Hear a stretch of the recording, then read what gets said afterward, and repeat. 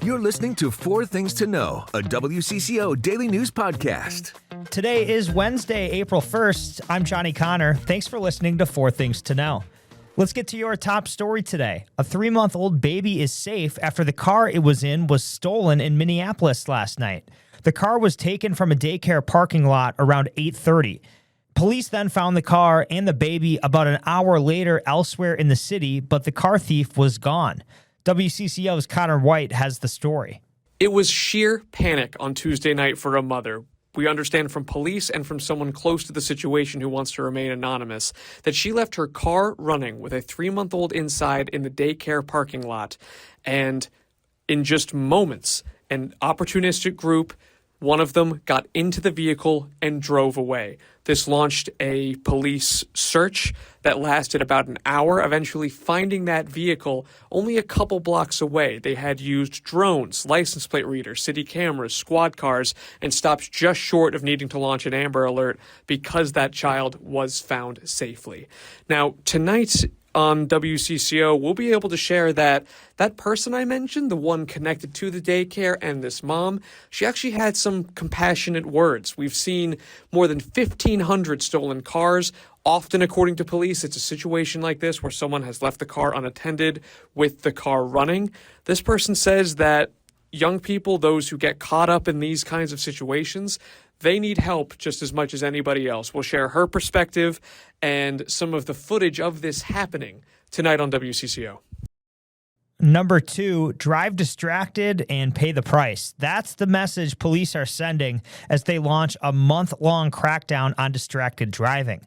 WCCO's Adam Duxter is in Shakopee with the latest today about how this year's crackdown has an emotional and personal message for those involved. Well, law enforcement from all across the metro was on hand today to announce this initiative, more than a $1 million investment to target distracted drivers across the state all April long and beyond. Now, state law enforcement says this comes as they see an increase in distracted driving statewide year over year. And today we also heard from Shakopee Mayor Matt Lehman, whose daughter-in-law Ashley was killed in a crash just this past July. Here's what he had to say. Society must see what's happening on our roadways as unacceptable. 90% of these crashes are completely preventable.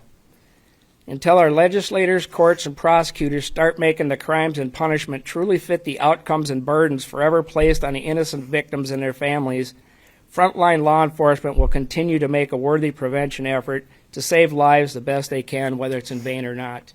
A first offense for distracted driving will cost you at least $100, and if you hurt or kill someone, you will face felony charges.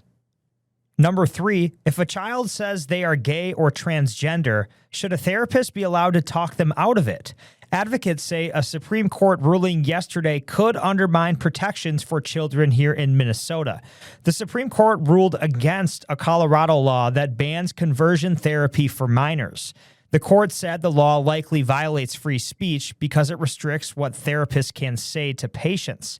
Conversion therapy refers to efforts to alter a person's sexual orientation or gender identity. It can include talk therapy, religious counseling, or other techniques meant to stifle same-sex attraction or gender expression. Here in Minnesota, lawmakers passed a law back in 2023 that bans the practice. Some warn the Supreme Court's ruling yesterday could open the door to legal challenges against Minnesota's ban. Advocacy group Gender Justice says it will keep fighting to protect LGBTQ kids in the state. Its legal director said in part that the decision puts children back in harm's way. They added, quote, states like Minnesota banned conversion therapy because we know what it does to kids. It isolates them, teaches them to distrust themselves, and increases the risk of depression and suicide. Your fourth thing to know today, we gotta talk about the weather. Yeah, snow is coming. A winter weather advisory begins in the metro tonight, actually at midnight. Snow totals forecast to be less than 1 inch here in the Twin Cities, but they do increase as you go northwest. We're expecting 2 to 3 in St. Cloud, 3 to 4 in Alexandria. I thought we were done with this, but we're not quite yet. Let's check in on the forecast. Hi, I'm Next Weather meteorologist Lisa Meadows. We're under our next weather alert through tomorrow afternoon. We do have a mix of snow, sleet, and ice coming in, especially overnight and tomorrow morning. Tomorrow morning looks to be slick on the roadways. We're down to 32 tonight, only up to 36 tomorrow. And now, here's more to know.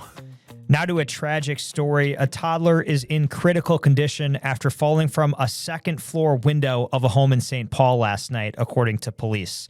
The fall was reported just after 6:30. St. Paul police officers found a 2-year-old boy unconscious at the home. The boy was taken to Regions Hospital, and police said today his condition is still critical. They added that preliminary information indicates this was accidental. The fall is being investigated. Over in Minneapolis, we want to update you on the future of Hennepin County Medical Center. There are a few reasons HCMC faces the potential of being shut down. Here's why. An increase in patients are showing up without insurance, a Medicaid cut, and UCare, their biggest payer, folded. Today at the state capitol, nurses, residents, paramedics, interpreters, and frontline staff all talked about why the state's busiest Level 1 trauma center needs to stay open. Here's more from a clinical associate, Theo Catchings. If you are shot anywhere in Minnesota, chances are you'll see us at HCMC. If you experience a burn from a fire or a chemical burn, you will almost certainly receive care at HCMC. And if you are exposed to deadly carbon monoxide, HCMC has the only emergency 24/7 hyperbaric chamber in the upper Midwest. Lawmakers are considering a new tax to help float the hospital. To another story we're following, police in a northern Minneapolis suburb are looking for information about 2 dangerous dogs. According to police, dog owners were carrying their 2 dogs in Fridley when 2 loose dogs approached and attacked them. This happened Sunday night. The attackers then killed one of those dogs. The loose dogs were described as Staffordshire Bull Terriers, 1 black and 1 tan. If you have information, call Fridley Police. Now over to the West Metro, a close call for a family and their pets. Their 2 dogs came face to face with a coyote right in their backyard. And we have a picture on our website. It is spooky. You got to check it out. But Graham Brown said he took out his 2 corgis, Coco and Pickles, yesterday morning. That's when they came face to face with a coyote. Officials say encounters like these have increased in Wayzata and surrounding communities. Wildlife experts say keep an eye out as coyotes are normal this time of year. Their mating season actually runs from January to the end of March.